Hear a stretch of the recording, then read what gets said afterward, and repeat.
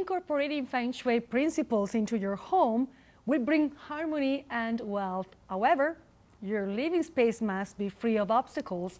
One of the biggest obstacles in today's society is clutter. Clutter will interfere with good Feng Shui.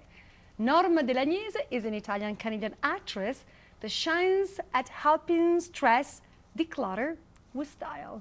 Ciao e benvenuta al programma, Norma. Grazie. Ciao. So you have to tell me, you're best known as an actress. You play roles in Agnes of God and Atlantic City, Looking for Angelina. But now you have changed your role in Messmerizer, Right. The domestic organizing sideline you created for yourself. How do you bring your experience as an actress into this different kind of business altogether? Well, there's a lot of diplomacy required. Because when I go into someone's home and help them declutter, I never make the decisions. I present the options, I give them many suggestions, I may steer them in a certain area, but it's their home and their possessions, and only they know what is important to them. And I spend an awful lot of time figuring out what their value system is, how they live, now, because maybe when they were collecting all of this clutter, it was a different time in their lives and things have changed. So now to look at their home, it's kind of like when you put on an old jacket and it doesn't quite fit right? And you need to just get rid of it. Well, it's the same kind of philosophy with your home. The way it's been set up perhaps doesn't suit the lifestyle that you have now. I've dealt with some women that, in fact, I've dealt with several women who left relationships.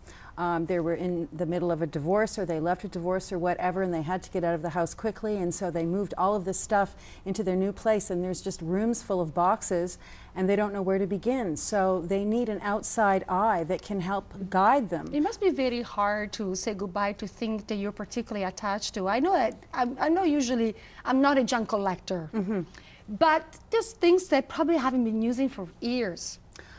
It's not that I particularly love them, but as you said, I might be emotionally attached. How can I get rid of them? Well, what I suggest sometimes is for people to make piles of, get rid of, keep, and I'm not sure.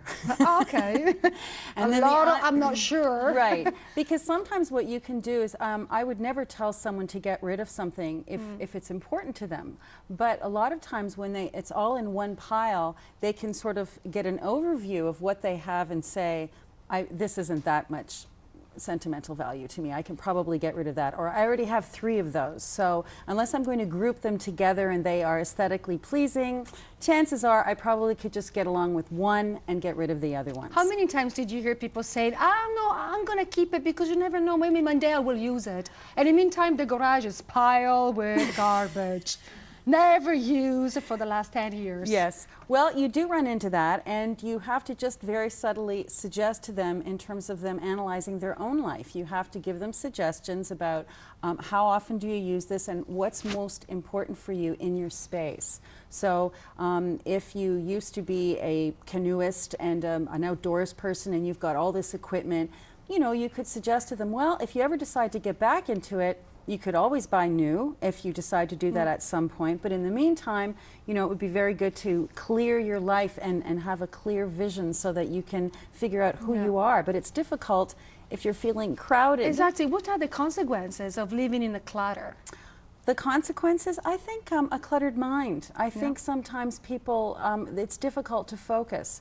And that's one of the reasons why I come in to people, because it's a difficult thing to do on their own. They get distracted, the phone rings, people drop by, their kids come by and say, I don't want to get rid of that, it's really good because I can come in and I have a totally dispassionate view. I'm very objective. I have nothing to gain. It's not my stuff. I have no sentimental attachment. And so I can sort of guide them more because I have a clear vision which they lack themselves. I know of people complaining of headaches or not feeling good about themselves. And then when you go open the closet, it's a disaster in there. So, or in the files cabinet. It's just that if you don't reorganize your house, or your files, your closet, you feel like you are not organizing your personal life. Absolutely. And now this is a famous, maybe we want spring to come, but when we are in the phase of changing season, it's a disaster because we don't know what to wear. The closet needs to be changed because you have to go from the winter clothes to the summer clothes. So this is a very difficult moment also on making decision. What kind of suggestion would you give to the audience when it comes to this time of the year? How can you get organized? How can you find incentive to actually get there and have the job done?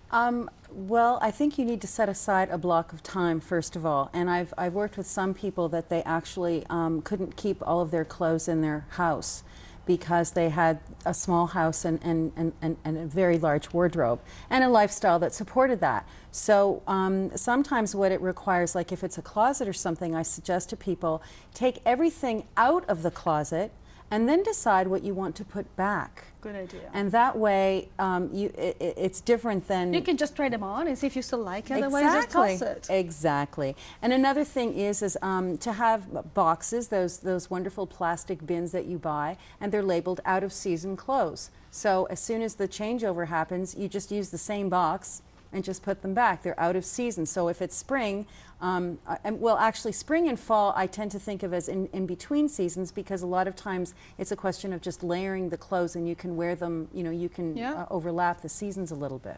Norma Delagnese, thank you so much for coming. Pleasure. And, now I know what I have to do tomorrow. And the day after, the day after, the day after.